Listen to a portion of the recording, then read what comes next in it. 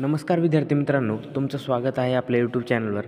आज मी तुम्हाला सांगणार आहे SSC GD एक्झाम 2026 याचे सराव प्रश्नसंच आपण आज बघणार आहोत. तर चॅनलवर नवीन असाल तर चॅनलला सबस्क्राईब करून घ्या. चला तर व्हिडिओला सुरुवात करूया. तर मित्रांनो, पहिला क्वेश्चन आहे, भारताचा राष्ट्रीय चिन्ह कोणते आहे? ऑप्शन ए तिरंगा, बी अशोक स्तंभ, सी कमळ, डी सिंह. याचं बरोबर उत्तर आहे अशोक स्तंभ. दुसरा भारतीय संविधानाची अंमलबजावणी कधी झाली? ऑप्शन ए 15 ऑगस्ट 1947, ऑप्शन बी 16 जानेवारी 1950, ऑप्शन सी 2 ऑक्टोबर 1949, ऑप्शन डी 26 नोव्हेंबर 1949. तर याचं बरोबर उत्तर आहे ऑप्शन बी 26 जानेवारी 1950. क्वेश्चन नंबर 3, खालीलपैकी कोणती नदी महाराष्ट्रातून वाहते? Option A Ganga, B Yamuna, C Godavari, D Brahmaputra. याचं बरोबर उत्तर आहे ऑप्शन सी गोदावरी. चौथा क्वेश्चन, भारताचे पहिले राष्ट्रपती कोण होते? Option A doctor Rajendra Prasad, B doctor Sarvepalli Radhakrishnan, option C Jawaharlal Nehru, D Lal Bahadur Shastri. याचं बरोबर उत्तर आहे ऑप्शन ए डॉक्टर राजेंद्र प्रसाद.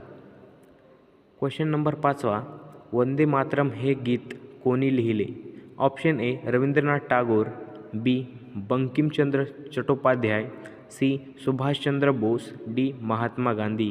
याचं बरोबर उत्तर आहे बंकिमचंद्र चट्टोपाध्याय. क्वेश्चन 6, भारताची राजधानी कोणती आहे? Option A Mumbai, B Kolkata, C Chennai, D नवी दिल्ली.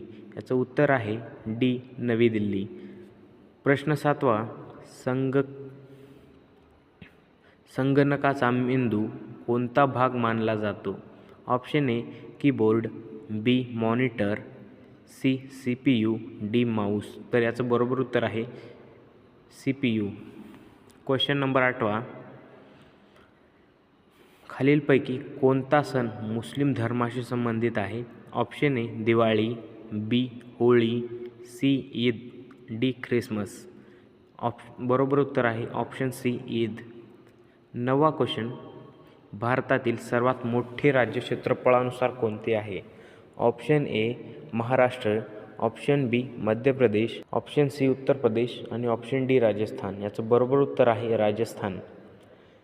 लास्ट क्वेश्चन, पाणी गोठण्याचे तापमान किती आहे?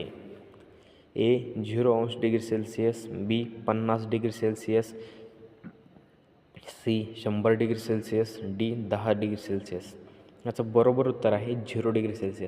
तर मित्रांनो, हा व्हिडिओ तुम्हाला आवडला असेल तर व्हिडिओला लाईक करा. चॅनलवर नवीन असाल तर चॅनलला सबस्क्राईब करून घ्या आणि तुमचा मित्र कोणी SSC GDची तयारी करत असेल तर त्याला हा व्हिडिओ शेअर करा. तर भेटूयात मित्रांनो आपण एका नवीन व्हिडिओमध्ये.